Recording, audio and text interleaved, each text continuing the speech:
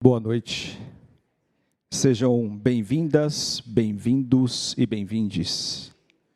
Primeiramente, o SESC agradece a parceria com a Unesp através do campus de registro, na pessoa do professor Marcelo Vieira Ferraz, e todos os demais funcionários aqui da Unesp, além dos convidados que formarão este bate-papo, funcionários do SESC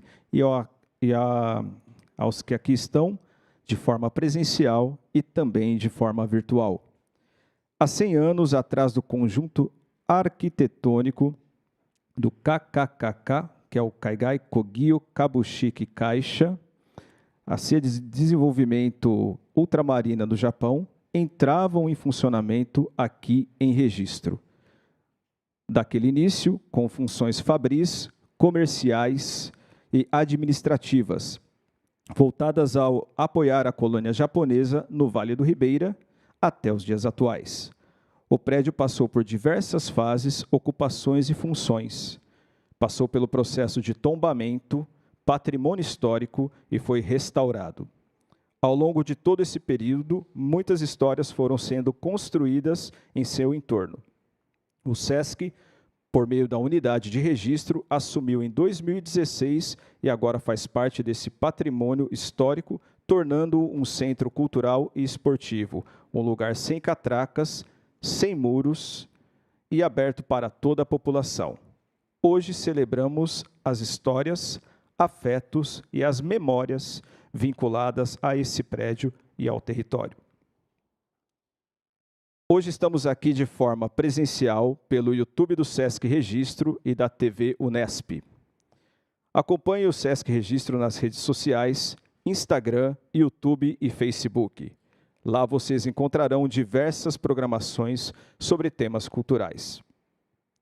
Agora seguiremos com o encontro Diáspora Japonesa no Brasil e suas corporalidades amarelas. Antes do início, convido e passo a palavra ao professor Marcelo Vieira Ferraz. Muito obrigado.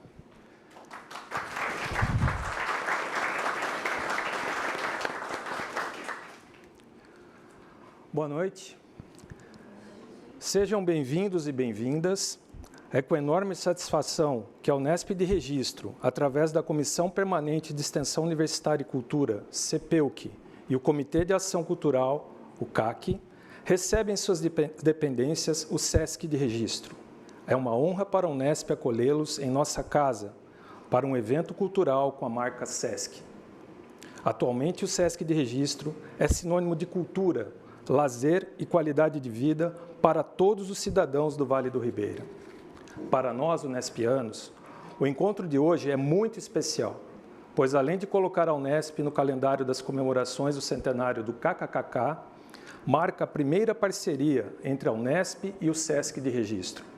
A universidade acredita que a consolidação da parceria entre o Unesp e o SESC cria um ambiente plural, diverso, democrático e dinâmico, promovendo ações que resultem numa vida saudável para as pessoas de toda a região. Lembramos que o SESC e a Unesp de Registro têm em sua história e trajetória um lugar comum, o nosso querido KKKK. Por muitos anos, a Unesp esteve presente naquele lindo edifício. Por lá, como no passado, estiveram pessoas que sonharam com um futuro melhor para suas famílias e para o Brasil. Como nos tempos dos imigrantes japoneses e estudantes da Unesp que por lá estiveram, hoje o SESC traz de volta o mesmo espírito de juventude, fé e esperança num país melhor. O SESC, no espaço atual, é a síntese da cultura de nossa região, pois o nosso centenário KKKK permanece vivo, diverso, alegre, eclético e multicultural. Reforçamos que, com esse espírito, a Unesp sempre estará de portas abertas para o SESC em futuras parcerias. Gostaríamos de parabenizar a todos que, de alguma forma, contribuíram para manter e acolher os sonhos, as ideias, os ideais e todas as atividades que foram realizadas no KKKK, desde sua construção até os dias atuais. Podemos garantir que as ações realizadas no KKKK contribuíram para a melhora da qualidade de vida, da sustentabilidade, do turismo e da cultura, não só de Registro, mas de todo o estado de São Paulo. Que o KKKK permaneça por mais 100 anos, recebendo pessoas, transformando vidas, promovendo a cultura, levando luz em tempos tão sombrios. Que a semente de esperança trazidas por nossos imigrantes cresça num país onde a cultura e a educação sejam prioridade. Para finalizar, hoje estamos aqui de forma presencial e também pelo YouTube do Sesc Registro e da TV Unesp. A TV Unesp e a TV Sesc, o nosso muito obrigado. Agora seguiremos com o encontro Diáspora Japonesa no Brasil e suas corporeidades amarelas. Convido o colega Jefferson Alves para dar continuidade ao nosso evento. O meu muito obrigado.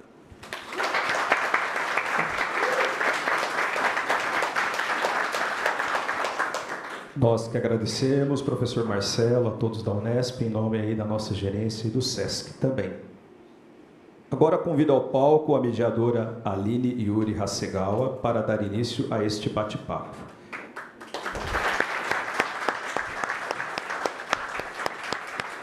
Aline Yuri Hasegawa é pesquisadora, articuladora e arte-educadora. Mãe doutora em Ciências Humanas e Sociais pela UFABC, mestre em Sociologia pela UFSCar e bacharel em Sociologia e Antropologia pela Unicamp. Educadora de Tecnologias e Artes do Sesc São Paulo. Colaboradora do UEDERAN Lab, Laboratório Escola Chavante de Software Livre. Aline, seja bem-vinda a Registro, ao Unesp e ao Sesc e um bom bate-papo. Muito obrigada. Boa noite a todos. Boa noite. Boa noite aos que estão aqui e aos que estão assistindo a gente. Queria começar essa mesa agradecendo, que essa é uma mesa de comemoração e quando a gente comemora, a gente rememora. Então, em primeiro lugar, eu agradeço ao Unesp por estar acolhendo o evento, ao Sesc Registro pelo trabalho de meses de articulação, ao Sesc Avenida Paulista, de onde eu estou vindo como educadora. E gostaria de rememorar também os ancestrais que nos trouxeram até aqui e estão promovendo esse encontro também. Essa mesa foi pensada como um ponto de encontro, um evento manifesto, uma semente de união na diversidade. Estamos em um momento muito importante politicamente e nada mais simbólico do que estarmos juntos. Nesse local, trazendo nossos corpos e histórias e sentimentos à vista e à luz. As cores, raças, nacionalidades, etnias, ancestralidades, classes, repertórios podem e, de fato, nos separam. Tudo o que está à nossa volta na contemporaneidade está programado para nos dividir, fragmentar, cindindo-nos desde nossos vínculos comunitários, ancestrais, coletivos e políticos, até nossa própria subjetividade. Tomar consciência da cisão dirigida é o ponto inicial do movimento de resistência, pois implica que compreendamos a necessidade de estarmos juntos, de olhar para o que nos aproxima. Estamos vivos e compartilhando o momento e nos desafiamos a olhar para a frente, imaginando um futuro possível. Amarrar as pontas do quebra-cabeça étnico e histórico brasileiro é fazer ver também como as experiências de racialização, de gênero, de orientação sexual e outras que incidem sobre nossos corpos e subjetividades fundamentam nossa relação com o mundo. Percebemos e somos percebidos a partir do corpo que habitamos. Estes corpos evidenciam processos históricos e individuais. Portanto, tratar o fenômeno da imigração japonesa no Brasil como diáspora é frisar não somente as articulações e desafios contemporâneos que cada experiência traz, mas também evidenciar os contornos histórico-políticos da chegada, permanência e sustentação dos discursos imigratórios. Cabe lembrar que, a despeito do esforço em se relacionar ao mito da minoria modelo, que encerra principalmente a comunidade japonesa hegemônica, nossos corpos não são reconhecidos em sua plenitude humana ainda. Somos até hoje exóticos, estrangeiros e muitas vezes assexualizados. Então, eu chamo para compartilhar com a gente, nesse momento de partilha, pessoas com trajetórias profissionais diferentes, com idades, gêneros, orientações sexuais, ancestralidades e referências diversas. É uma coalizão marcada pela diversidade e pela diferença, e unida pela vontade de estar juntos e de trazer um futuro melhor para mais perto. Eu vou chamar primeiro o meu querido DJ Paulão.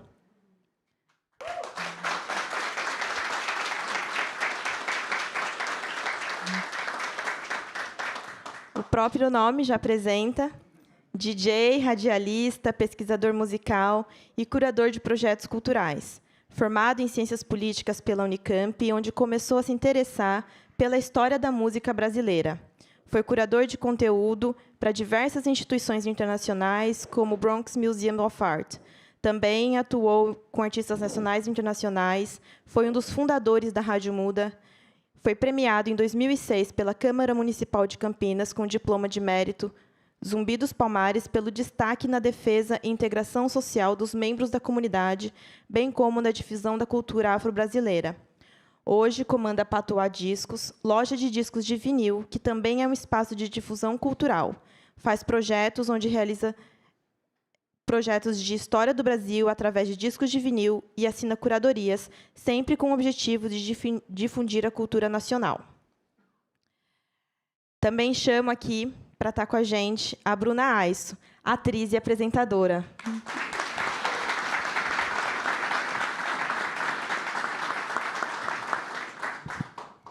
Vitor Quinjo, pode subir, por favor.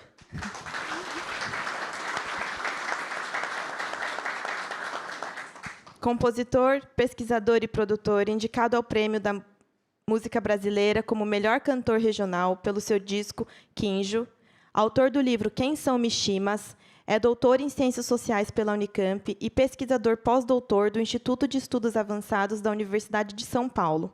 Lançando seu segundo disco, Terráqueos, é atualmente colaborador da Japan Foundation Research Fellowship e pesquisador visitante da New York University Tisch School of Arts. Isso aí, gente. É um time de peso.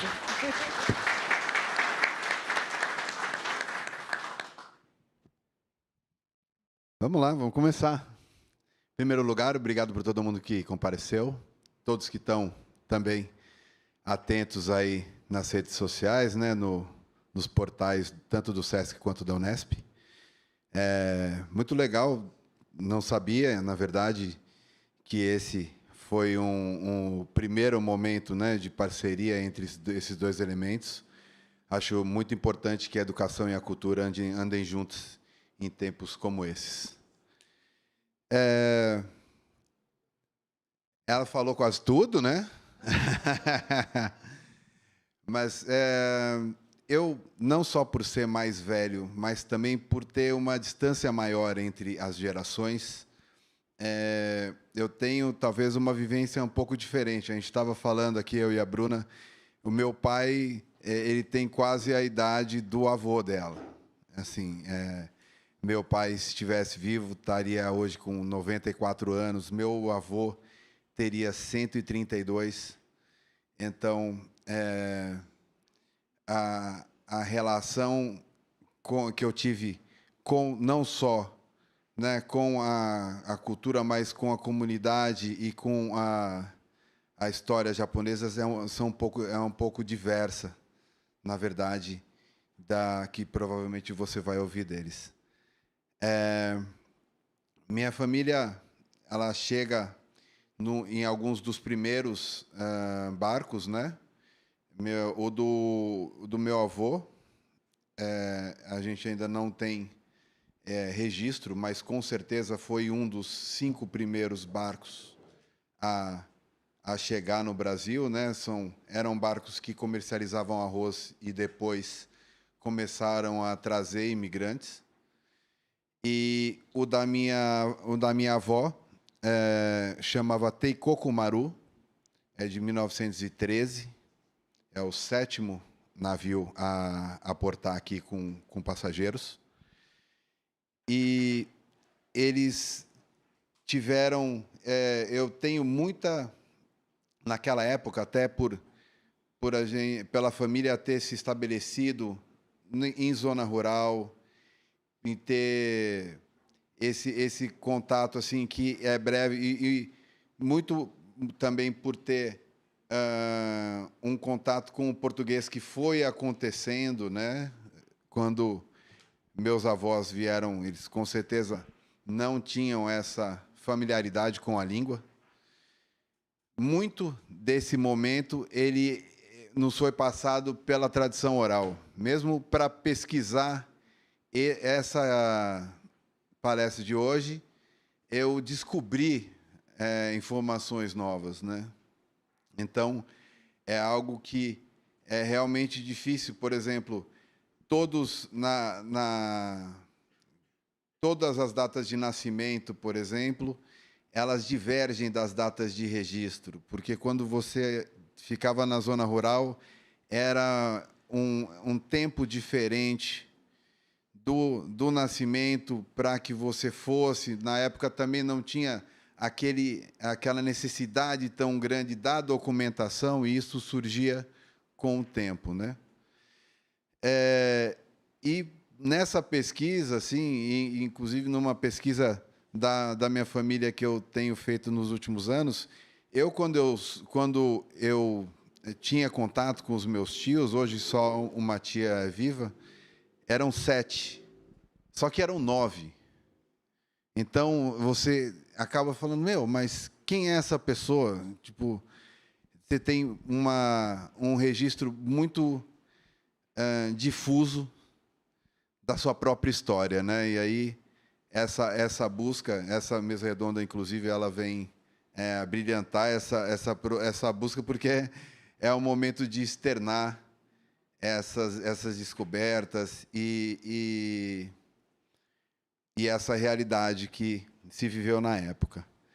Meu pai, na verdade, foi o 6º desses 9 filhos, e nessa realidade que se definia entre os anos 20 e os anos 30, é muito fácil a gente também olhar a cultura da época com o arcabouço cultural que a gente tem agora. Era realmente diferente. Para começar, por exemplo, apenas em 1932, né, que começou o voto feminino, e também eu descobri aí em 1929 um Congresso Brasileiro de Eugenia, que foi criado para debater temas como imigração, raça e hereditariedade, onde uma das propostas centrais foi sobre um trabalho de um jornalista jornalista e médico, chamava Azevedo Amaral, o problema eugênico da imigração, onde se defendia pura e simplesmente a proibição da imigração de pessoas não brancas ao Brasil, notadamente negros e asiáticos. Então, assim, era um momento que não a realidade da comunidade japonesa era complicada, era algo de aceitação difícil, normalmente, e principalmente nessa época, para essa geração, né, quem chegou nos anos 10, era uma fuga de uma situação de guerra que estava tendo no Japão a partir de 1906, né, por conta da posse da Manchúria.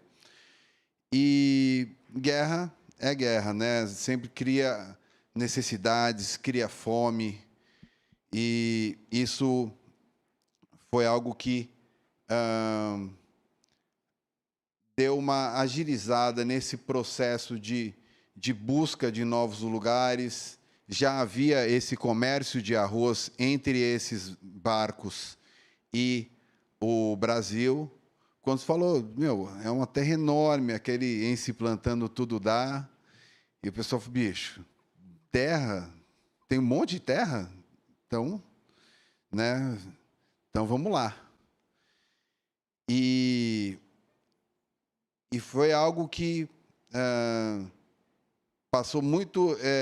passa muito trabalho, passa um preconceito que não só ele ocorria entre, né,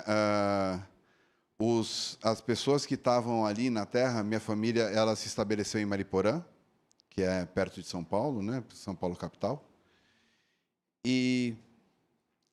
Mas também ela ocorria como uma volta, né, da comunidade japonesa que se unia para conseguir estabelecer seus objetivos e a comunidade local. E, no meio disso, tem essa questão da mestiçagem, né? Eu mesmo sou um mestiço. Para quem não conhece, recomendo acompanhar as redes sociais da Bruna para entender essa piada interna. Mas essa mestiçagem era algo que acabava não sendo bem vista, não só por um lado, quanto pelo outro. Outra questão era essa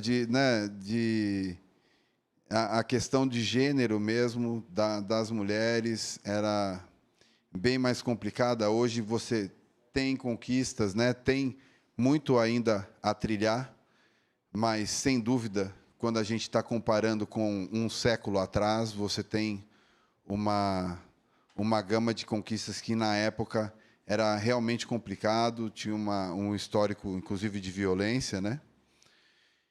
E a própria questão infantil. Meu pai, por exemplo, ele começou a dirigir caminhão aos 12 anos, né, para ajudar a família e escoar a produção da fazenda onde eles moravam.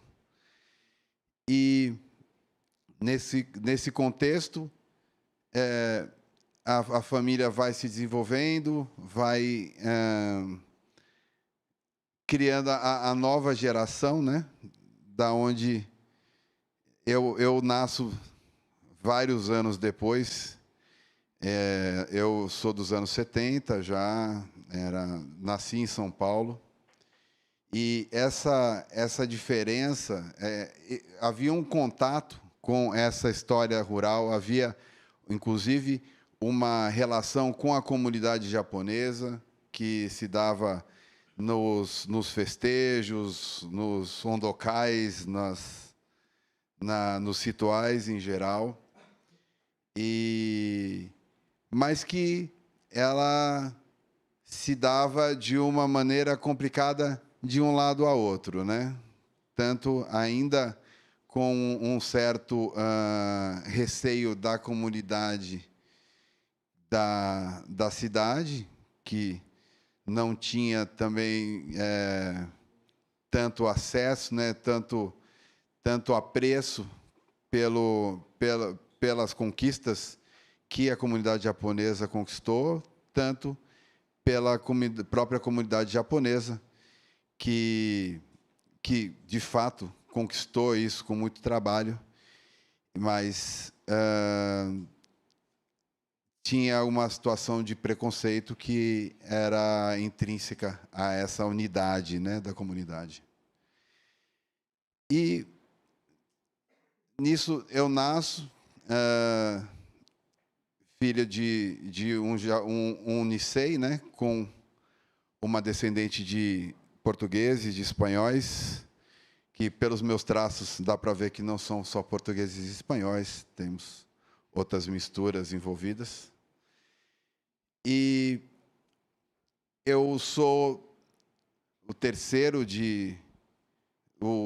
o sétimo de 8 gestações, mas apenas 3 filhos que acabaram chegando a sobreviver. Isso é outra história da época, né? E aí entra a questão da religiosidade, né? Meu pai era budista, como toda a família era budista, e minha mãe era a famosa católica apostólica romana, assim, tipo, tinha muito orgulho Isso e esse conflito também faz com que você, ao mesmo tempo, participe de rituais católicos e budista ao mesmo tempo. Então, a sua espiritualidade acabe confusa, na verdade, né? Porque você fica se procurando, você tem a fé, mas ela é uma fé que se divide, assim, e é muito diferente. E aqui eu só quis fazer essa curva porque acho que é importante ter esse registro, né, um pouco mais antigo, né? A gente está falando de 100 anos da KKKK aqui. Eu estou falando de uma história até um pouco mais velha, de 110 anos, e que chega até agora, né? Eu fiz como você, como o Vitor, a Bruna, tem que ir lá na Unicamp fazer o negócio. Eu me formei na Unicamp em Ciência Política, mas lá na universidade mesmo, eu tive um interesse por um projeto de rádio que era feito pelos alunos, e a partir daí foi feita essa curva de uma graduação, de um estudo mais acadêmico para a questão da música, da qual eu nunca mais saí. A gente começou com esse projeto de rádio, que é um projeto de rádio livre. Rádio livre porque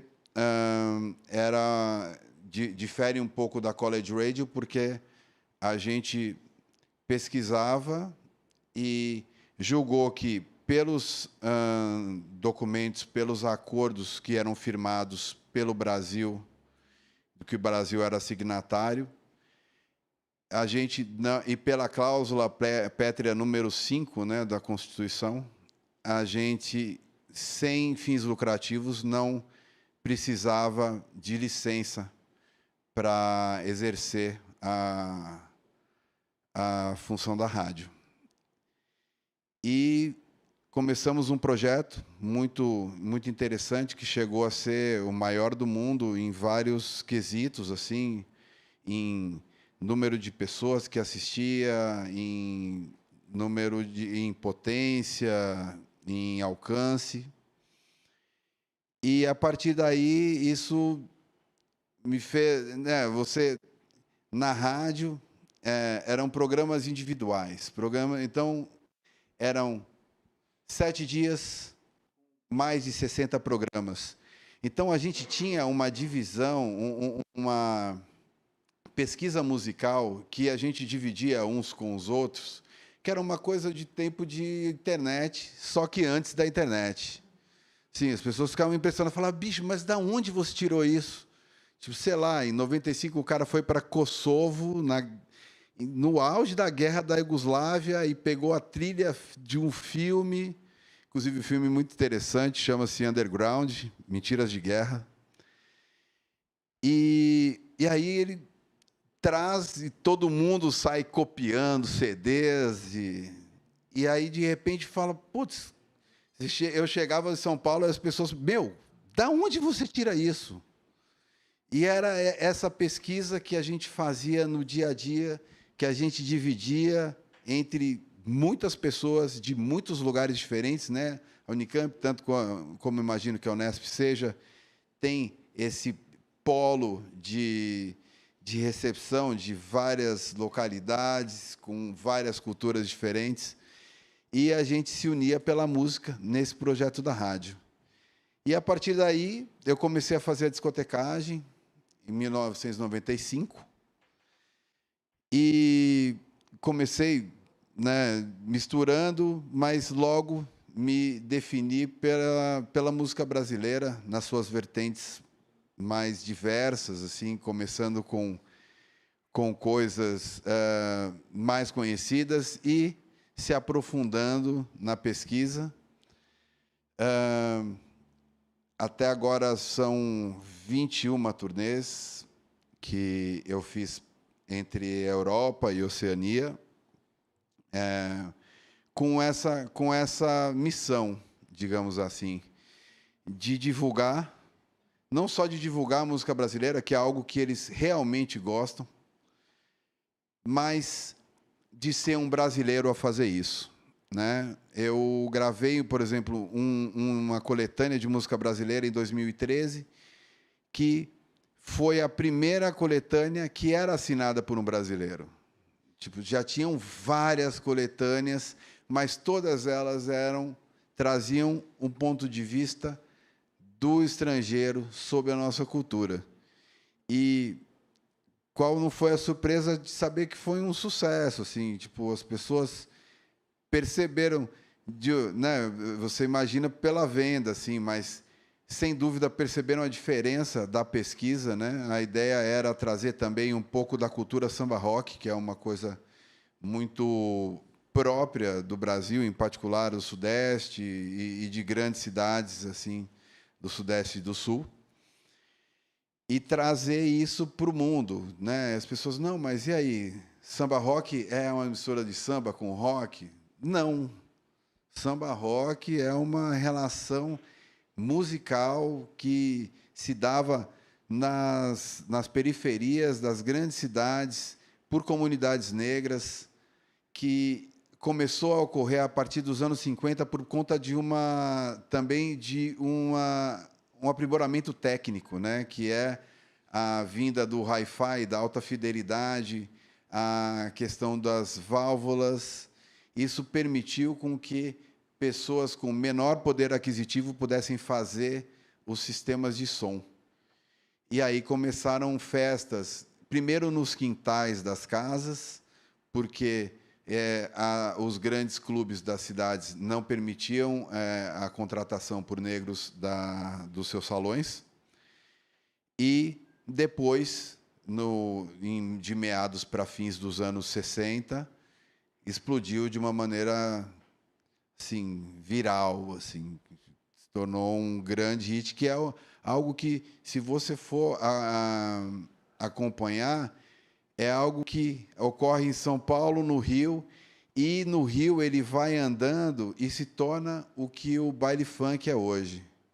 Em São Paulo, ele tem um outro sotaque, né? Ele não foi para soul music nos anos 70, ele foi para o samba. Então, ele tem essa veia que leva ao samba rock. E essa descoberta do samba rock, não só como músicas, mas como movimento, foi o que seduziu mais essas pessoas, assim.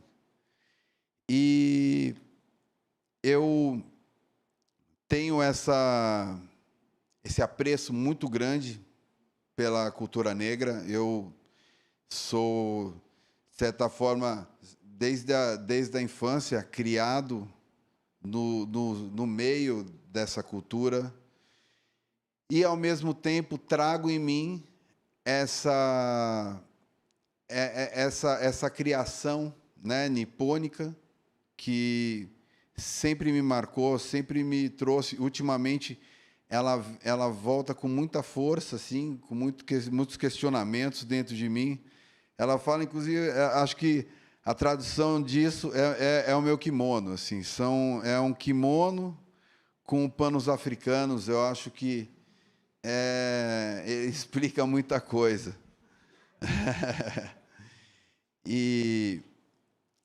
Mas essa ascendência japonesa, ela é algo que, por mais que eu tenha essa relação cultural marcada por essa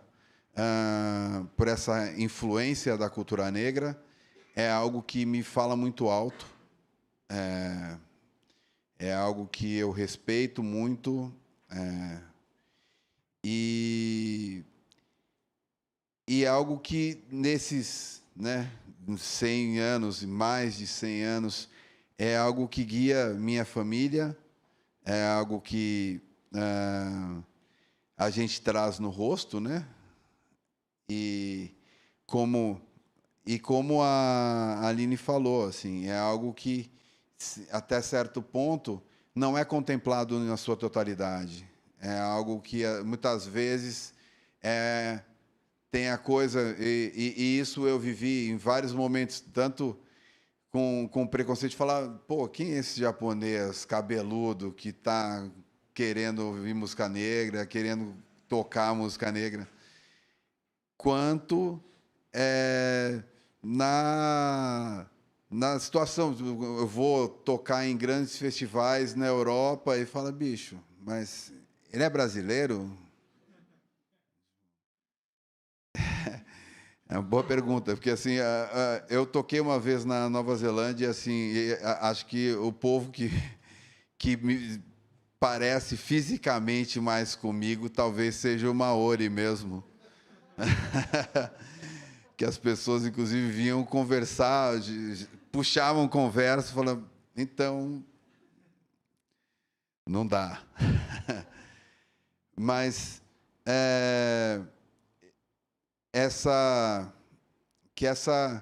conversa que a gente tem agora seja não só um ponto de reflexão, né, sobre as heranças, sobre as características, mas que ela também traga essa luz sobre essa necessidade da gente se realizar, né? Como a gente está numa discussão, mesmo num ambiente extremamente conservador como os dias de hoje, a gente tem uma discussão, especialmente de gênero e raça, que melhorou, teve um salto qualitativo muito grande, e acho que a questão amarela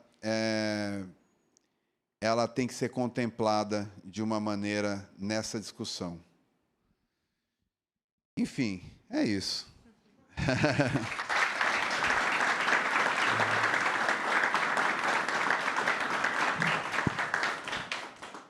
Ele só esqueceu de dizer que ele é um dos maiores DJs do Brasil, já tocou com os melhores artistas desse país, não só desse país, mas do mundo. Aqui ele é muito modesto, viu, gente? Bom, meu nome é Bruna Isa, eu sou atriz, sou apresentadora. Como a gente tem pouco tempo, eu vou focar muito aqui no que me interessa, tá, Aline? Que é, quem já me conhece, a inserção dos artistas amarelos no audiovisual brasileiro. É essa a tecla que eu bato nas minhas redes sociais e essa é a minha maior luta desde sempre. Eu tenho um projeto no Instagram, no YouTube, que se chama Live Brasileiros, que foi aí onde eu conheci o Paulão, onde eu já entrevistei 93 artistas com ascendência leste asiática, de várias nacionalidades diferentes, né? Japoneses, chineses, taiwaneses, coreanos. E, através desse projeto, entrevistando essas pessoas, eu comecei a ver muitos pontos de identificação nas histórias dessas pessoas, da infância, de como essas pessoas se relacionavam na infância, como foi a vida, como foi o momento em que caiu a ficha de entender que a gente não é branco, porque existe esse momento, né? De entender por que a gente passa por certas coisas, por que a gente passa por certas situações. E aí eu falei, caramba, eu não estou sozinha nessa. Muitas pessoas passam pelas coisas que eu passei também.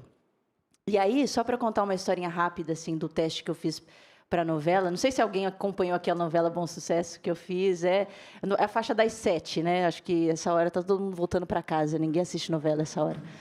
Mas, enfim, eu fazia uma personagem que era a Toshino Shimura. Ela era japonesa mesmo, ela não era uma descendente. Ela vinha do Japão para trabalhar numa editora aqui no Brasil, que era a editora do Antônio Fagundes, e ela tinha a missão de traduzir livros do japonês para o português. E aí, no dia que eu fui fazer o teste, eu não sabia de nada disso. Eu só recebi um texto, que era um texto ali de um diálogo, um diálogo normal de teste que a gente faz, né?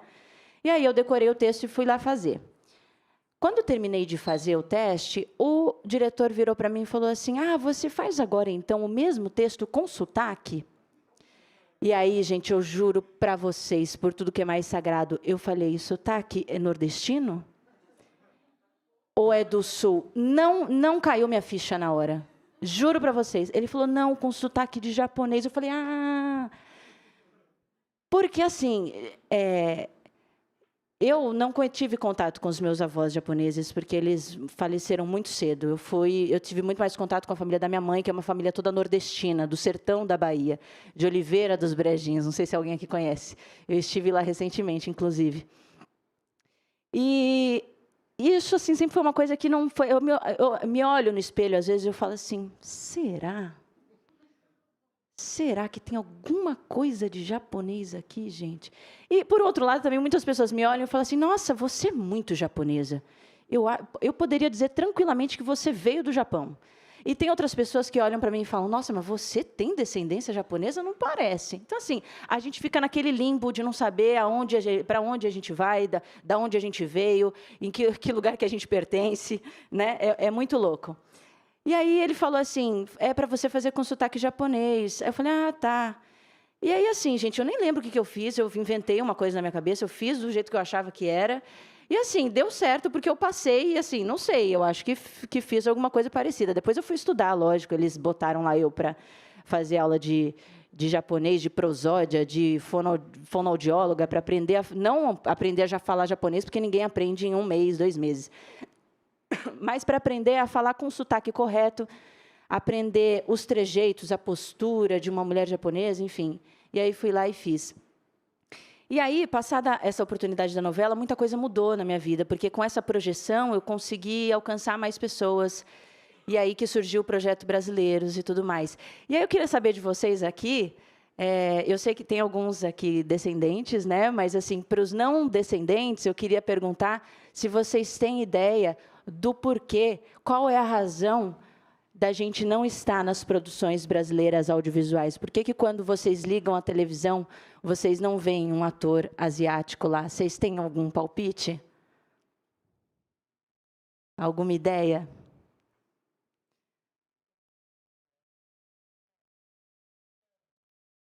Não espera ver. Mas por que não vê? Por que desde sempre nunca viu?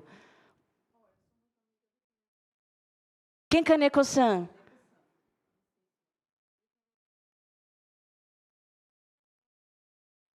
Sim, ele ficou muito famoso fazendo o comercial da Brastemp, né?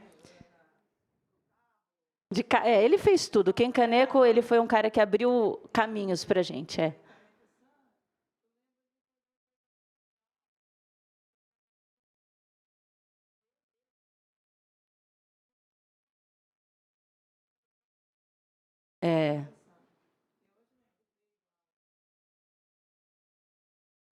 Coração, E Gaidin, ele fez muita coisa.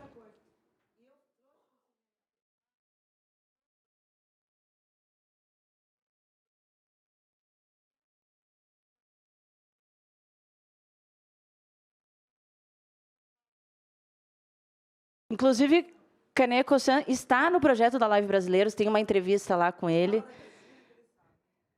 Pode deixar que eu vou falar. Pois é, então, assim, uma das coisas que eu ouço muito... Olha...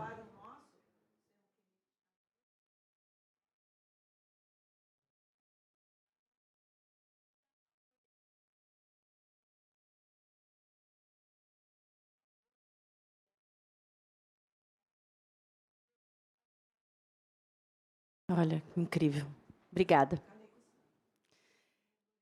E aí, assim, algumas pessoas me falam, ah, mas é porque também não tem tantos artistas amarelos. Mentira! Gente, essa é a maior mentira de todos os tempos e eu posso provar. Primeiro que, assim, só na minha live tem quase 100 artistas entrevistados por mim. Na plataforma Elenco Digital, que é uma plataforma que hoje linka os produtores de elenco e as produções audiovisuais aos artistas, sabem quantos artistas amarelos que se autodeclaram pessoas amarelas estão cadastradas nessa plataforma? Mais de 2.500. Mais de 2.500 artistas cadastrados lá, atores e atrizes. Então, assim, isso é uma coisa que já caiu por terra, né? Nós somos muitos. E artistas assim preparados, artistas estudados, estudiosos, dedicados, prontos, que é o que eu falo, nós estamos prontos. O que falta para a gente estar lá é oportunidade. E uma das razões pelas quais a gente não está lá é porque a gente ainda, mesmo estando na 6ª geração, nós estamos na 6ª geração aqui no Brasil. É isso, né? nós ainda somos vistos como estrangeiros. Essa é a razão principal. Essa é a problemática principal. Nós somos vistos como estrangeiros. As pessoas olham para a gente e não veem a gente como brasileiros. Então, por isso, esse é o nome do projeto. Somos brasileiros, Live Brasileiros, porque a gente quer bater nessa tecla e reafirmar a nossa nacionalidade de brasileiros, né? E aí, dentro disso, a Aline, na introdução, falou sobre minoria modelo, que é uma coisa que eu falo muito também na Live Brasileiros. Minoria modelo nada mais é do que caixinhas que nos colocam, rótulos que nos impõem. Então, assim, eu já ouvi também algumas pessoas dizendo assim, mas eu não vou escalar uma atriz descendente de japoneses para fazer uma prostituta, porque ela é muito certinha, ela não vai fazer uma prostituta. Gente, vê se isso tem algum cabimento. Não tem cabimento nenhum. Então, não vou escalar um ator asiático para ser um mendigo, porque não existe mendigo asiático. Não existe pobre asiático, não existe, sei lá, um porra louca, um alcoólatra, um drogado asiático. Gente, existe. Ou se existe. Existe gente mau caráter asiática, pra caramba. Então, assim, quem aqui já ouviu falar, para entrar na universidade é muito fácil, é só matar um japonês. Eu repeti de ano. Sabe, isso são conclusões que tiram, né? E que são até... E aí alguém pode dizer, mas esses são rótulos até positivos, né? Porque, poxa, estão dizendo que vocês são inteligentes, estão dizendo que vocês são disciplinados, estão dizendo que vocês são confiáveis, que vocês são sérios, que vocês têm um caráter e tudo mais. Mas é uma forma de opressão também, né? Porque eu lembro que, quando eu repeti de ano, eu ouvi. Eu nunca vi um japonês burro que repetiu de ano, uma japonesa burra. Então, assim, sempre que você rotula alguém, você está oprimindo de alguma forma. Eu estou olhando para a Aline para ver se ela me ajuda. Mas é isso, assim. Então, estando aqui na 6ª geração, eu acho que isso já não faz o menor sentido, porque somos indivíduos únicos, gente. Assim como tem asiático que é, sim, muito inteligente, muito comprometido, muito educado, muito pontual, muito isso, muito aquilo, mas existem os que não são também, porque são indivíduos únicos, cada um tem a sua personalidade, o seu modo de ser, enfim. E aí, assim, isso entra também na questão, sei lá, por exemplo, o fetichismo da mulher asiática, né? Isso acontece muito. Gente, a nossa vagina não é na horizontal, tá? Não é. Eu não sei de onde tiraram isso. Eu Pode ia falar disso. Pode falar isso? Ou vamos cortar meu microfone? Eu não sei de onde tiraram isso. Até hoje, você sabe de onde tiraram isso? Nunca vi. Gente, é o maior absurdo que eu já ouvi na minha vida. Sabe, são umas coisas que a gente tem que ouvir que não faz o menor sentido. E aí, assim, tem pessoas que falam, não, mas é porque eu tenho uma preferência que eu gosto de mulher asiática. É qualquer mulher asiática que essa pessoa gosta? Ou alguém falar assim, eu sempre quis ficar com uma mulher asiática. Nossa, eu bato a porta na cara. Né? Então, eu acho que com essa onda também do K-pop, do J-pop, esse yellow fever aumentou muito, né? Pessoas que querem se aproximar de você pelo corpo que você habita, pela sua carcaça, né? Pela sua casca. E esquecendo que nós somos pessoas, né? Que nós somos pessoas que são diferentes uma das outras, que pensam diferente, que têm sentimentos diferentes, enfim, que somos únicos. Acho que só para emendar um pouquinho com o que eu estava falando no começo, essa é uma prática que é uma prática fragmentadora da nossa subjetividade, né? As rotulações e até essa ideia do mito da minoria modelo, porque a gente fica sempre atravessado pelas expectativas dos outros sobre a gente, né? Então, quando a gente se comporta de uma maneira desviante, se o nosso desejo também se desvia do que é a norma, a gente está sempre sendo questionado, porque está saindo da caixinha. Então, de maneira alguma, a gente pode entender como positivo estar dentro de uma caixa, como o mito da minoria modelo. A gente pode aceitar que é valioso a gente ser taxado como disciplinado, como organizado, como limpo, como honesto. Porque isso cinde a gente, isso gera todo tipo de expectativa em cima da gente, e qualquer momento em que a gente demonstrar um comportamento humano, de uma densidade, de uma complexidade, as expectativas vão vir atravessando a gente e cerceando nossa liberdade de existência plena. Tá? Inclusive, teve uma atriz que falou na minha live que ela estava conhecendo um garoto, foi jantar com ele. No meio da conversa, ele falou alguma coisa engraçada, ela deu uma risada alta. Quando ela deu uma risada alta, ele falou: "Shh, o que você está rindo alto?" Por quê? Porque ele esperava que ela, por ser uma descendente, que ela desse risada baixinho, que ela colocasse a mão na boca, que ela não falasse palavrão. Mas pra puta que pariu! A gente fala palavrão pra cacete. Sabe? Então, assim, gente, isso... e voltando assim, para o meu objetivo principal, que é a inserção dos artistas, é a coisa que mais atrapalha a gente. Então, o que eu quero dizer para os produtores de elenco, para os diretores, para as emissoras, para as produtoras, para o mercado audiovisual como todo, é que a gente pode, sim, fazer qualquer papel, qualquer personagem a gente pode fazer. Qualquer personagem que qualquer outra atriz brasileira possa fazer, eu também posso fazer. Essa é a minha maior luta. Eu sinto que o mercado está mudando, mas ainda é a passos muito lentos. Por exemplo, nós completamos 70 anos de televisão brasileira. Até hoje, nós só tivemos 2 protagonistas com ascendência asiática na história da televisão brasileira, juntando todas as emissoras, SBT, todo mundo que produz conteúdo de dramaturgia, SBT, Record, Globo, juntando todas essas emissoras, 70 anos, nós só tivemos 2 protagonistas até hoje. Se a gente fosse colocar isso num gráfico, numa porcentagem, isso significaria o quê? Algo em torno de 0,00001%.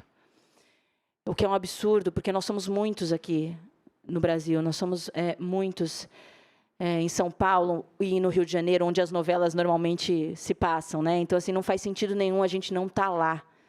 Esse é o maior questionamento, assim, por que que a gente não está lá?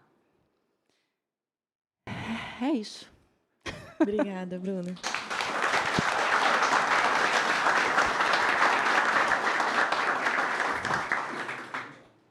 Muito legal, Bruna. Obrigado. Bom, gente, boa noite. Em primeiro lugar, também queria agradecer a oportunidade de a gente estar aqui. Também fiquei super feliz com essa aliança SESC-Unesp, SESC-Universidade Pública, que acho que poderia também se replicar pelo Brasil, né? E dizer que é uma alegria poder ouvir vocês, né? A gente poder dialogar. A gente, né, como o Paulão falou, cada um vem de uma experiência diferente. E isso mostra, né, que a comunidade japonesa no Brasil é diversa, né? Cada um tem uma experiência, existem várias intersecções também, né, como ser mulher, como ser um LGBT asiático, como ser mestiço, como ser descendente de Okinawa ou não, enfim. E cada um de nós cria, cultiva uma relação, ou às vezes não cultiva também, com essa ancestralidade. E certamente ela também muda durante a vida, né? Então, em alguns momentos a gente abraça, outros a gente nega, enfim, como a Bruna falou, nossa vida é uma loucura e é muito marcada, né, por essa crise de identidade. E a minha não é diferente, né? Eu, então, também estou muito feliz de estar aqui em Registro, porque a minha avó é aqui da região de Itariri, especificamente. Ela veio junto com o meu bisavô, então é a minha única avó que nasceu no Brasil, a minha avó Tsune Kanashiro. Quer dizer, ela virou Kanashiro quando casou com meu avô, né? Os meus outros 3 avós são da ilha de Okinawa. Não sei se vocês conhecem um pouco da história, mas então, só para introduzir rapidamente, Okinawa é uma ilha no extremo sul do arquipélago japonês, que até o final do século XIX foi um reino independente chamado Ryukyu. Então, por conta disso, em Ryukyu não se falava japonês, se falava Uchinaguchi, que é a língua, então, uma das línguas, e mais outras línguas, que é um arquipélago de 100 ilhas, né? E Ryukyu também é uma região que, por estar na mesma esfera, né, do Havaí e do Caribe, é um conjunto de ilhas tropicais. Então, que também é uma desconstrução do imaginário do Japão, né? Quando a gente pensa Japão, você não pensa numa ilha tropical. E, no entanto, Ryukyu é um conjunto de ilhas tropicais lindíssimas, né? e que tem uma longa história também de colonização, né, com o próprio Japão e depois com uma ocupação americana, já que depois da guerra a gente ficou durante 27 anos ocupado pelo exército americano, né? Em 72 houve a reversão, quer dizer, os Estados Unidos devolveu Okinawa para o Japão, mas até hoje as bases militares estão ali, né? E tem vários problemas que a gente pode conversar depois, mas quer dizer, eu acho que essa condição, né, nossa de asiático-brasileiros, de nipo-brasileiros, ela é muito, quer dizer, ela é essa dor, né, por um lado, e por outro ela é uma flor, né, que quando a gente começa a se envolver com essa raiz, e não só com essa, mas com todas as nossas raízes, muitas coisas florescem. E, Bruno, eu acho que esse trabalho que você está fazendo, essa fala, né, ela é super importante, né, porque a questão da representatividade, né, o fato de você ligar a TV e ver uma mulher ou um homem com traços asiáticos sendo um cidadão, uma pessoa, ela não, né? Tipo, isso faz com que nós descendentes possamos nos reconhecer dentro dessa diversidade, né? Eu me lembro, assim, a minha história é um pouco, né? Como eu disse, sou okinawano, tipo, cresci dentro de uma comunidade de algum modo, mas tive uma crise, então em algum momento que eu quis me tornar brasileiro, eu tive que sair dessa comunidade, como se eu não pudesse ser Nikkei e brasileiro ao mesmo tempo. Então eu falei, não, eu sou brasileiro, aprendi a sambar, virei brasileiro, né? E só depois, quando eu estava mais velho, em que meu avô ficou com câncer, na verdade, eu estava partindo, aí gente, eu não sei nada do meu avô, né? E fui conversar com ele, aí então que ele me contou essas histórias, me deu um livro sobre Okinawa, porque nas bibliotecas não tinha, das universidades. E então, naquele ano, o meu avô faleceu, e aí, meses depois, eu ganhei uma bolsa e fui para Okinawa, pela primeira vez. E foi incrível. Quando eu cheguei lá, eu fiquei meio... Justamente por causa disso, que eu olhava as revistas, assim, eu ficava, gente, calma aí, mas todo mundo... Não, né? Assim, aí que eu também me percebi como uma minoria no Brasil, né? Eu tinha me dado conta que durante 25 anos eu era uma minoria étnica e não sabia disso. Então, quando eu cheguei lá, e aí a experiência é ao contrário, né? Quer dizer, eu não sabia falar japonês, eu não sabia ler as coisas, e, ao mesmo tempo, alguma coisa daquele lugar fazia parte de mim, e eu fazia parte daquele lugar, de algum modo. Depois, né, fui para o Japão, lá para... Eles chamam de mainland, né? Que é o Japão grande, digamos assim. E aí, né, os bares de Tóquio, né, o Tóquio tem o maior bairro gay do mundo, né, com a maior concentração de bares gays. Isso não é uma coisa que você imagina, né, não existe, na verdade. Né? Então, tudo isso tem a ver com o imaginário que a gente tem sobre os países, sobre os povos. Então, assim como a gente tem um imaginário totalmente cheio de estereótipos, também sobre o brasileiro no Japão e outros países, né? Mas talvez uma característica que agrave a nossa situação é justamente a intersecção com a raça, né? Quer dizer, muitos de vocês, eu imagino também são netos e bisnetos de imigrantes de outros países que vieram para o Brasil, né? Como os nossos antepassados. Porém, quer dizer, o fato de a gente não ser branco, de a gente estar marcado por uma racialização, faz com que, mesmo após 100 anos, mesmo na sexta geração, a gente continuamente seja visto como estrangeiro, como vocês colocaram, né? E aí, esse ano, né, que a gente está aí, centenário da Semana de Arte Moderna, né, o bicentenário da Independência, que eu gostaria que a gente também pudesse celebrar, né, não fosse só usurpado para outros fins, mas que a gente pudesse refletir sobre o país de fato, é um momento que talvez nós... Quer dizer, a gente quer entrar nessa antropofagia também, né? Quer dizer, qual que é o mito da origem da nação brasileira, né? É que é um povo formado por brancos, negros e índios. Daí a gente se olha no espelho e fala, gente, calma aí, né? Calma aí, e nós, né? Então, assim, passados mais de 100 anos, né? Será que a gente não quer colocar o nosso ingrediente asiático nessa cultura brasileira, nessa música brasileira, né? E ser representados daí fora do Brasil, então nem se fala, que é o que o Paulão falou, né? Como assim ser brasileiro? Daí a gente aprende a contar a história da imigração japonesa, né, para poder, de algum modo, justificar a nossa própria existência. Né, a gente cansa uma hora mesmo de fazer isso. Enfim, eu queria... Então, na verdade, eu trouxe aqui meus instrumentos, porque isso que eu estou falando para vocês, eu comecei a estudar no doutorado, né? Depois que eu voltei do Japão nessa viagem, eu falei, eu vou fazer um doutorado, vou estudar a história do homoerotismo no Japão, né? Então, eu comecei pelo Yukio Mishima, que é um escritor do pós-guerra.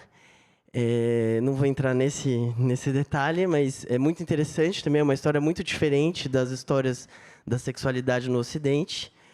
E, bom, já entrei agora, porque existia justamente no século XVII, né, na era samurai, né, existiam códigos de relacionamento entre homens que eram não só aceitos pela sociedade, mas faziam parte do código samurai, né? E era uma coisa que, ao mesmo tempo, não tinha a ver com o que aconteceu a partir do século XIX, quando emergiu uma ideia de patologização dos desejos e das sexualidades. E aí sim, né, e foi quando isso coincidiu, de algum modo, com a ascensão do fascismo no Japão, né? Porque a gente vai lembrar que o Japão também se envolveu em todas as guerras e tal.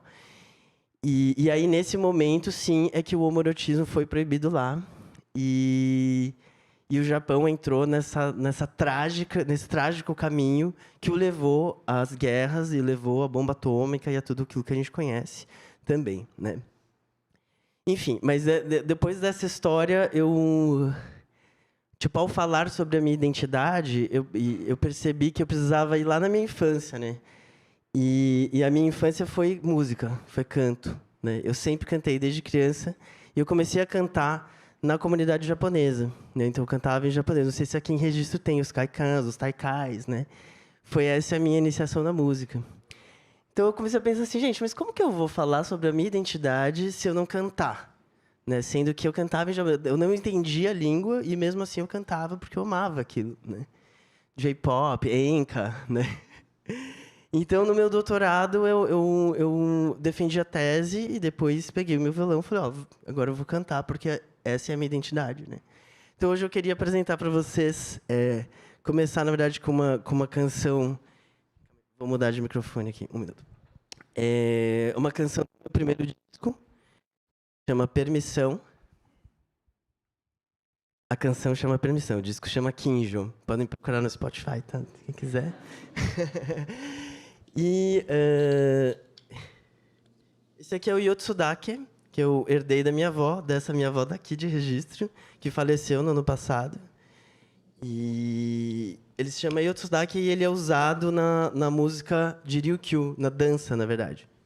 Vou ter que parar aqui para vestir a coisa, tá?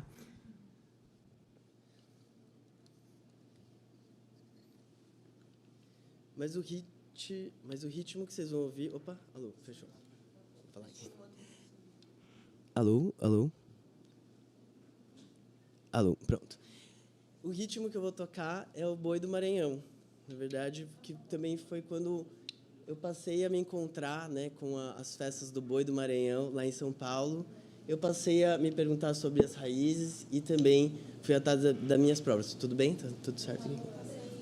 Alô, alô.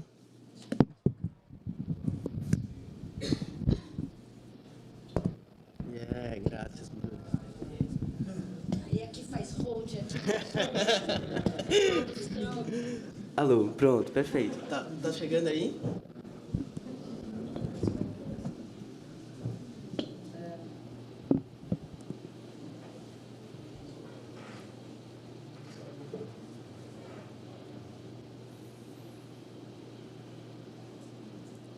Abre caminho pelo mundo. Abre caminho pela vida, parar por um segundo. Divinal é o céu e a terra. Abrir o coração da gente, corpo, condição e a mente. A semente do presente Cê pintou, cantou valente. Peço licença, minha senhora e meu senhora, pai, minha mãe das doces águas, oi, avó, peço sua benção.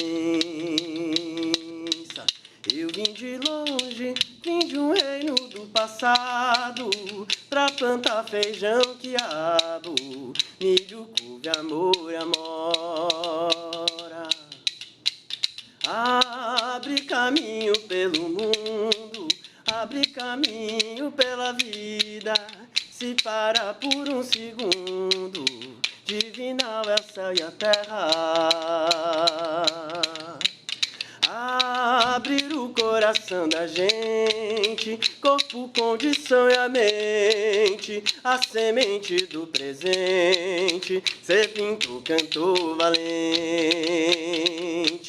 Peço licença, minha senhora e meu senhora, pai, minha mãe das doces águas, oi, avó, peço sua benção.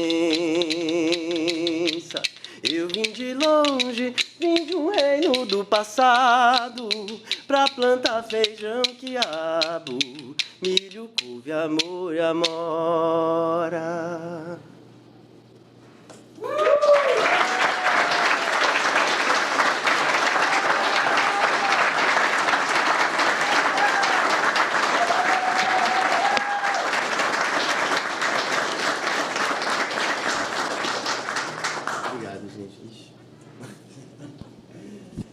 Obrigado, gente.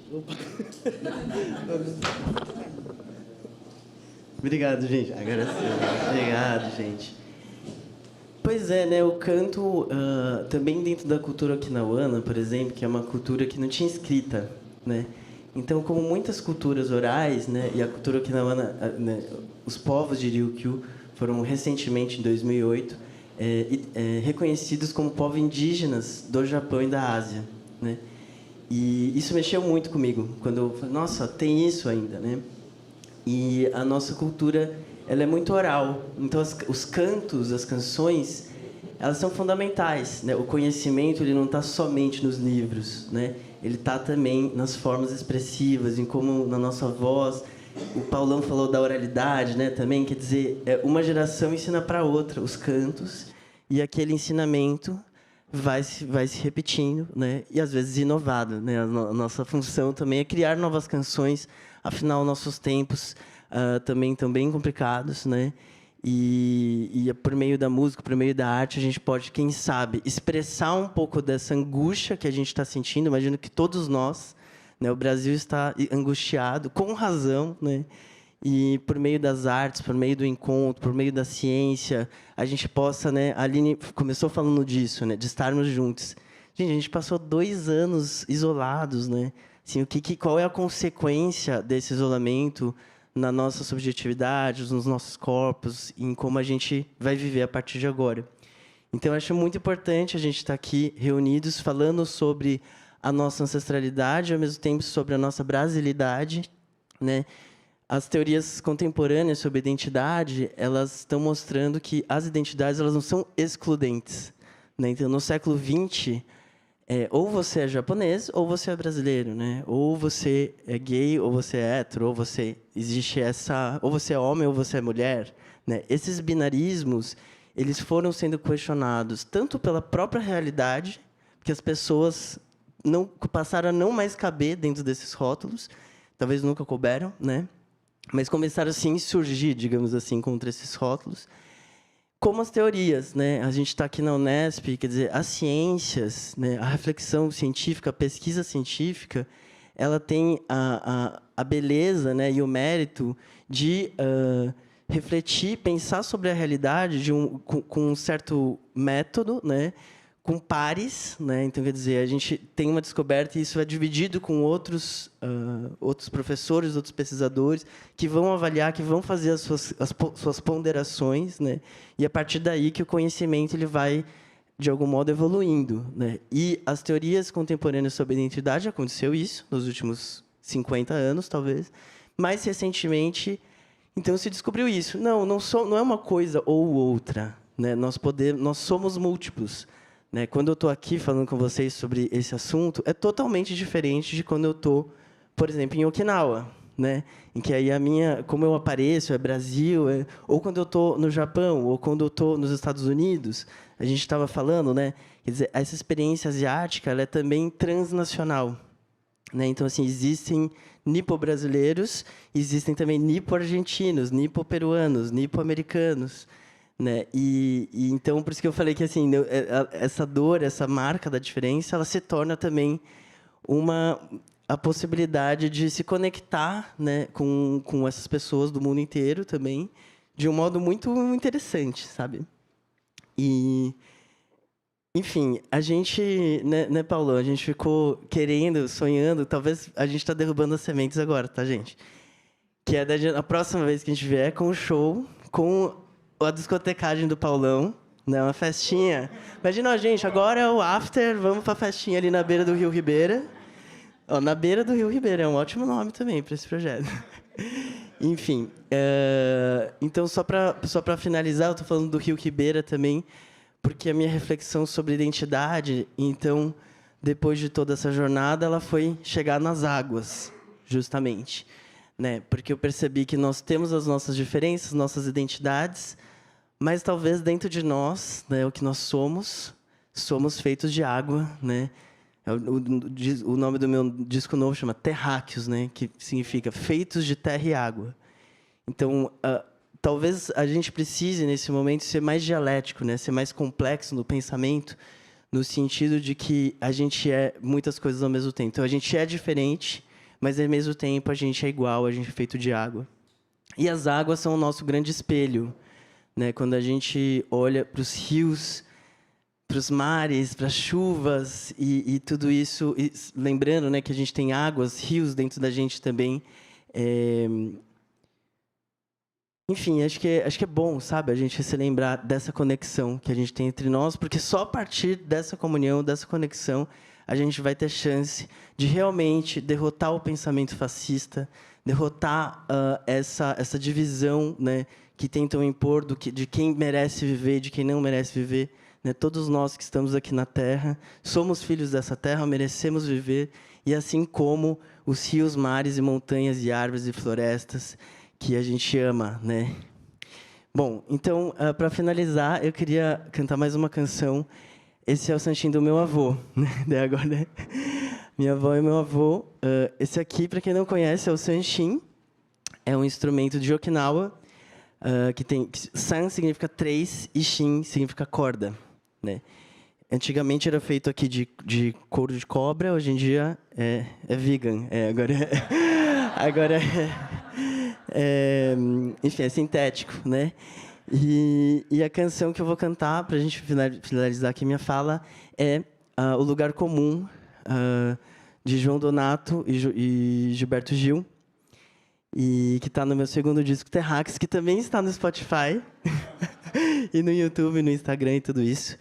E assim, então, Lugar Comum, para a gente se lembrar dos nossos antepassados, para a gente se lembrar e se amar aqui no presente e amar esse planeta, porque ele é muito maravilhoso, né, gente? Muito maravilhoso, o planeta Terra. Não é plano. E não é plano.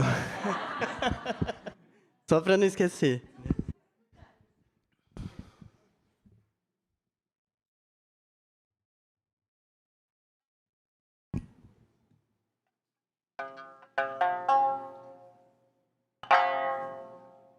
Tá chegando aí, pessoal?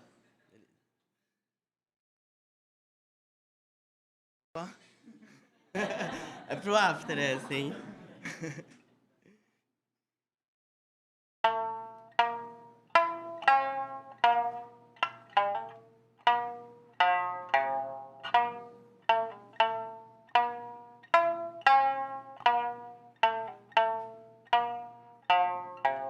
Beira do mar, lugar comum, começo do caminhar pra beira de outro lugar, à beira do mar, todo mar é começo do caminhar pra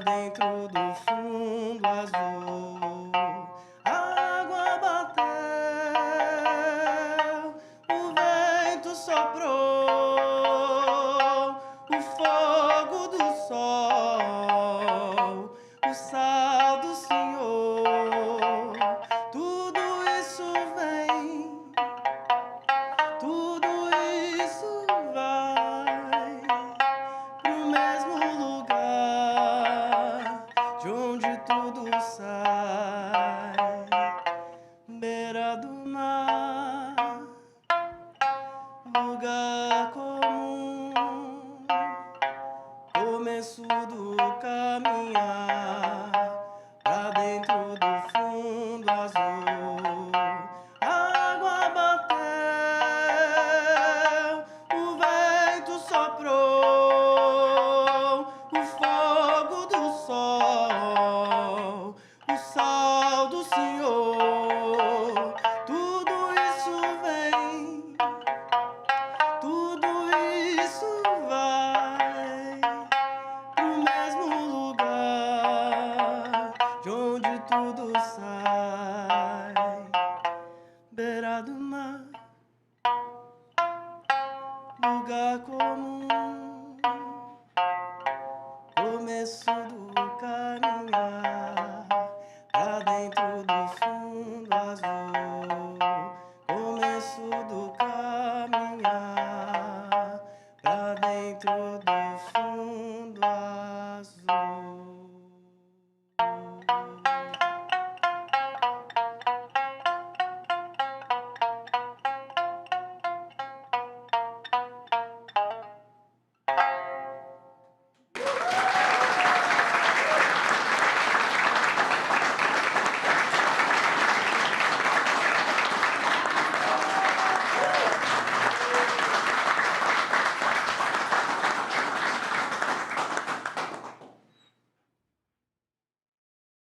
Obrigada, Vitor.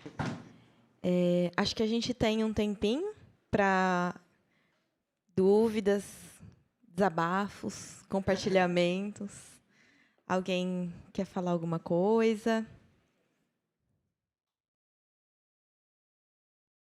É o momento, gente. Gente, aproveitem. Pegou... Olha, eu lembrei Itariri, quando eu era criança, a minha mãe morreu, eu fiquei 4 anos com a minha avó. E foi essa a segunda vez que eu vejo instrumento na minha vida. E eu lembro que aquele senhorzinho tocando esse instrumento. A gente morou numa pensão até, e você me remeteu lá na minha infância, essa história de vocês imigrantes, né? Casei também com descendente, que um deles era o Irirota, né? Que era o responsável, o gerente do KKK, né? Do qual eu gostaria de resgatar essa história dele, que está meio perdida aí no espaço. Mas você me fez lembrar por que eu faço o que eu faço. Parabéns, parabéns.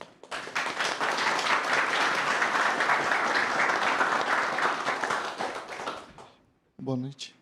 Obrigado por todos vocês e pelas falas, porque é uma perspectiva diferente do que a gente está habituado a conhecer e ver. Eu nasci em Promissão, que é uma grande colônia também nipônica. E minha mãe nasceu aqui em Miracatu, que também, Vale Ribeiro, também é muito forte. E sempre ouviu 2 coisas. Uma, que a comunidade é muito fechada. Então, aí fica essa questão cultural também. Vocês colocaram outro aspecto da dificuldade de abertura, de aceitação de vocês, no caso, da cultura oriental, ou melhor, não da cultura oriental, dos descendentes que vieram e hoje são brasileiros, mas trazem nas suas marcas os traços dos imigrantes. E como que fica essa relação sobre essa brasileiridade e, ao mesmo tempo, esse rótulo, talvez, ou não, da comunidade ser muito fechada? E peço desculpas para dar um caso daqui. Que muito tempo atrás, quando a Unesp chegou, teve uma palestra e um antigo diretor do clube, que chamava RBBC, Registro Beisebol Clube, falando da história do clube, falando que era da comunidade, e deixou claro, quando o clube viu que não teria, como a comunidade viu que não teria como custear, abriu para o resto. Então, isso foi muito forte a fala. E outro ponto diferente é a questão econômica. Na Austrália, as propagandas são muito fortes com a comunidade asiática, porque são muito fortes no turismo, aspectos econômicos. E como que fica essa relação aqui? não por causa de turismo, mas já que se coloca que são fortes economicamente, como que isso não reflete nesse mercado? Obrigado. Eu posso falar um pouquinho? Queria primeiro agradecer as colocações e dizer que realmente essa é uma questão que eu acho que a gente pode trazer uma complexidade para o olhar, assim, né? Então, entendendo a maneira como são dois processos, eu acho que elas correm em paralelo, né? Entendendo que a nossa identidade é múltipla, então como as coisas acontecem com a gente também, numa relação assim, talvez até de vítima e algoz, em que os dois são a mesma coisa, né? Em determinado momento da chegada dos imigrantes japoneses aqui no Brasil, realmente teve um processo de perseguição muito forte, né? A gente tem registros históricos de terras terem sido retiradas, né? De perseguição e cerceamento de liberdade de expressão, de pessoas terem sido presas, né? Pessoas terem sido torturadas, da gente não poder falar nossa língua em público, das escolas não poderem existir. Isso, de fato, aconteceu, né? E isso traz marcas para a maneira como a comunidade se percebe e se articula com o próprio entorno, né? Tem uma estratégia também que é articulada para resistir a esses processos, né? Então, tem um movimento de resistência, mas a gente também não pode deixar de considerar a história também do imperialismo japonês do século XX, né? E que isso também reverbera na maneira como alguns discursos de algumas lideranças daqui da comunidade japonesa no Brasil, e aí a gente retorna à conversa do mito da minoria modelo, né? Da comunidade japonesa hegemônica, que realmente tem essas articulações que são muito problemáticas até hoje, né? E isso gera todo tipo de ruído na relação que a gente tenta estabelecer entre a gente de uma maneira um pouco mais fluida e menos marcada, tá? Então, o nosso desafio como uma geração que já está aqui há muito tempo é entender essa complexidade, né? Em descartar a história do que aconteceu, mas entendendo também os desafios de trabalhar essas lideranças, assim, como é que a gente consegue nuançar esses discursos para que a gente não continue sendo marcado como pessoas fechadas, porque nós estamos abertos, né? Algumas comunidades, né, em determinados setores, alguns segmentos também, que aparecem muito mais, porque estão organizados, mantêm esse discurso. Eu entendo, eu concordo com você. Mas isso não é o discurso total e geral. Ele apenas nivela por baixo a nossa experiência. Tá? Acho que se você quiser completar, Vitor. Eu queria complementar, porque acho que realmente esse é um tema bem importante, que também tem a ver com o tema da mestiçagem, né? Quer dizer, que foi uma questão, né? Quando a comunidade começou, as pessoas se apaixonaram entre si e, enfim, essa relação também entre o amor e essa história que a gente está contando, né? E a minha hipótese principal tem a ver com essa herança, de algum modo, que os japoneses que migraram para cá também trouxeram por conta da educação nacionalista que houve no Japão desde da era Meiji até a Segunda Guerra, né? Então, existiu... Quando eu estou falando de uma educação fascista, é porque se era ensinado que, assim como os alemães, né, os arianos eram vistos como superiores, etc., o Japão também, né? Então, tanto que os okinawanos, eles eram considerados, digamos assim, cidadãos de segunda categoria, né? E sofreram muita discriminação e tal. E isso, infelizmente, se reproduz, né, em muitos aspectos. Então, eu acho que é tão importante, e aí, lembrar que acho que essa mesa é inédita também, né? Quer dizer, a gente... Espero que a gente faça mais, mas a gente não tem as portas da comunidade o tempo inteiro abertas para a gente trazer essas questões que são feridas também, muitas vezes. Mas será que para a gente se curar, tanto nós, né, quanto, enfim, o Brasil como um todo, né, a gente não vai ter que olhar para as feridas, né, do passado para a gente poder olha, realmente, vamos mudar? Né? Eu acho que é um pouco disso que a gente está falando. Então, eu acho que é importante, sim, a gente reconhecer que houve esse duplo estranhamento, né? Que também, talvez, eu falo que é uma hipótese, porque talvez seja também uma... Quer dizer, isso acontece com comunidades estrangeiras quando elas se estabelecem no lugar, né? Esse é um pouco complicado, que os japoneses, né, a palavra que se usava, né, pro não Nikkei, digamos assim, era gaijin. Gai significa fora, jin, pessoa, né? Então a gente estava aqui falando, é o gaijin, é o cara, mas não, cara, você, né? Estamos chegando. Então, eu acho que essa cura que a gente está tentando operar agora como sociedade, né? Todos nós, não é só os asiáticos, mas todos nós. E também com as outras questões raciais que existem no Brasil, que são seríssimas, né? E que a gente deve olhar como população, como sociedade, para a gente mudar.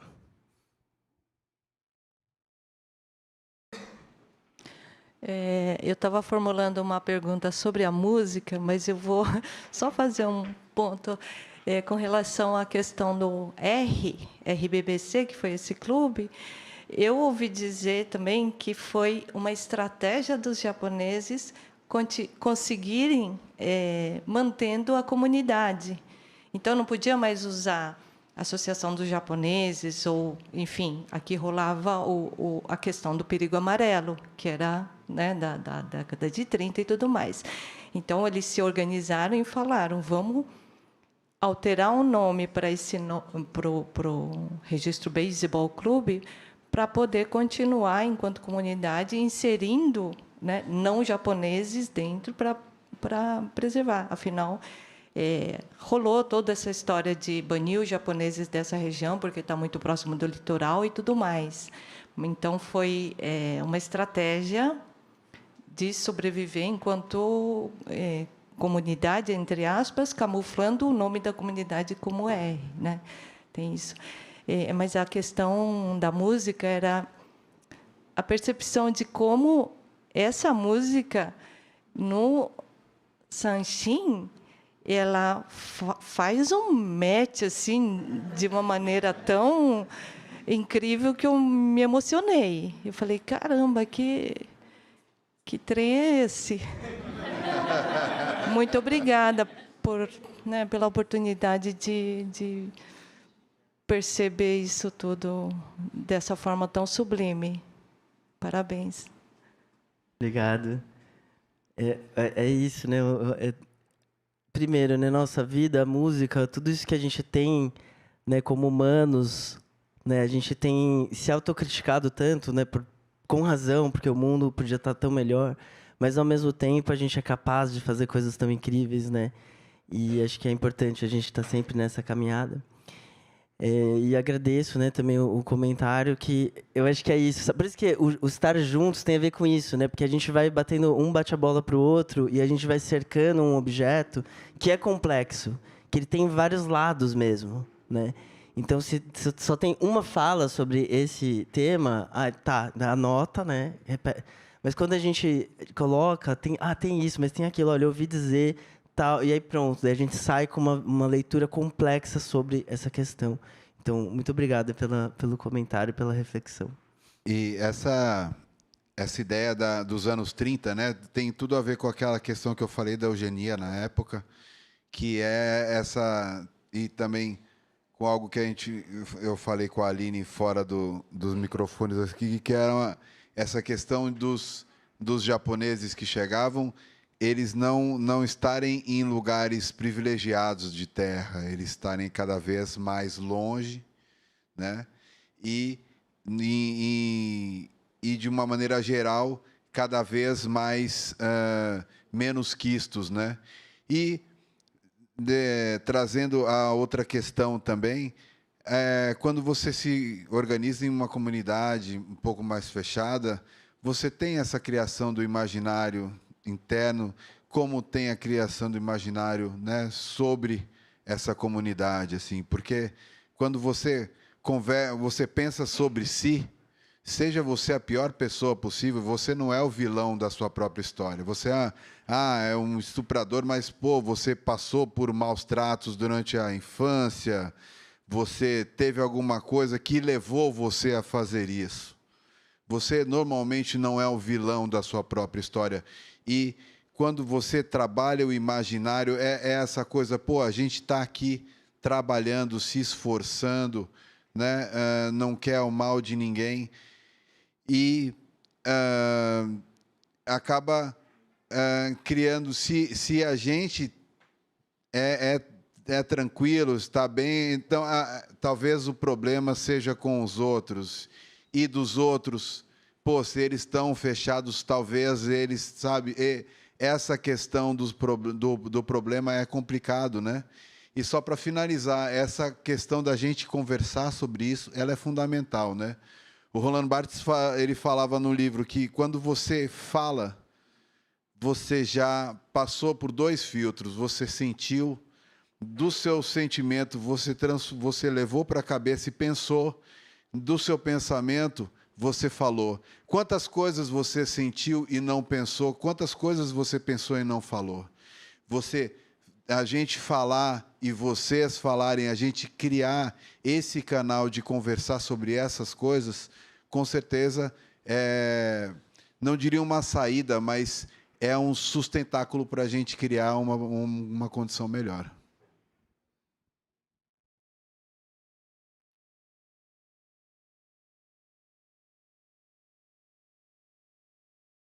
Agora foi.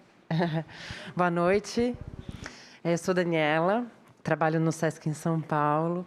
Estou muito feliz de estar aqui ouvindo vocês, contempladíssima, assim, estou bastante emocionada. E de tudo que vocês falaram, fica muito forte para mim, e do que as pessoas compartilharam também, a partir das falas, da importância... Vou evocar aqui a ideia do perigo da história única, da Chimamanda, né? Quantos maus feitos... por conta desse processo de colonização e homogeneização e quantos equívocos, né? Quanta maldade, quantas histórias e identidades não puderam existir e serem exercidas na sua plenitude por conta dessa noção absurda de que devemos ser uma coisa ou outra. Na verdade, não é uma coisa ou outra, é só uma coisa, né? Porque só a branquitude pode existir plenamente, né? Só esse sistema é o que válido. E que interessante notar que é sempre ele determinando quem pode viver e quem não pode, né? Quem é brasileiro e quem não é, quem é brasileiro de primeira, segunda, terceira classe, né? Então, fica cada vez mais forte para mim a ideia de que é urgente, e talvez seja o único caminho, que a gente possa, de uma vez por todas, ouvir as outras histórias. A gente precisa destruir, de uma vez por todas, essa noção de que existe uma história do Brasil, de que existe um Brasil. Não existe um Brasil. Né? Assim, existem muitos Brasis, existem muitos brasileiros e brasileiras, existem muitas possibilidades. Enquanto a gente seguir perseguindo essa identidade única, a gente vai estar, inevitavelmente, assassinando povos, culturas, identidades. Né? Assim, então, muitíssimo obrigado pelo compartilhamento de vocês. Só reforça assim, né, essa gana, esse desejo e essa convocação, esse pedido, né, assim, para que a gente faça isso, cada um de nós, nos nossos pequenos mundos, né? Essa provocação para as pessoas. A gente precisa conhecer as outras histórias. Tudo que nos contaram é mentira. Ou é só uma parte da história, né? É verdade para alguém, é verdade para uma pessoa. Não é a verdade de todos nós e não deve ser. E que bonito pode ser o mundo, né? Me emocionou demais você falando sobre isso. O planeta, que bonito pode ser o planeta, se a gente admitir que existe muita coisa nele, né? E ele só vai ser bonito assim, se todas essas diferenças, né, que existem, e se a gente puder ouvir todas essas histórias. Então, a gente precisa queimar os livros de história e reescrevê-los urgentemente. Obrigada, era isso. Muito obrigada.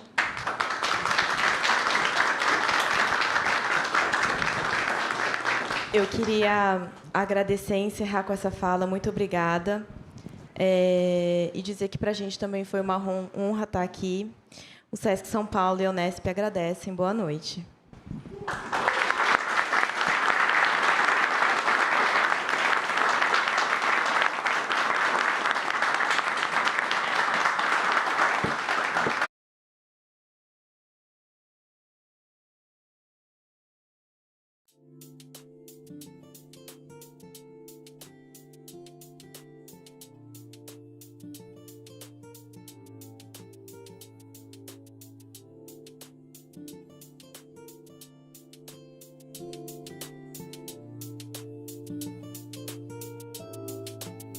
Obrigada.